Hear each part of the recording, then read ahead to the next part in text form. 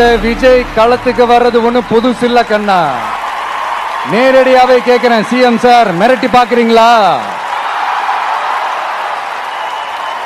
அதுக்கு இந்த விஜய் ஆள் இல்ல சார்.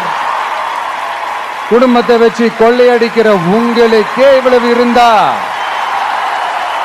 சொந்தமா உழைச்சி சம்பாதிச்ச எனக்கு எவ்வளவு இருக்கும்? நாம ஒண்ணு இங்க தனியால் இல்லைங்க சார்.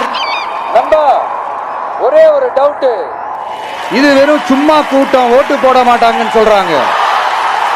அப்படியா? இது என்ன சும்மா கூட்டமா? உங்க விஜய்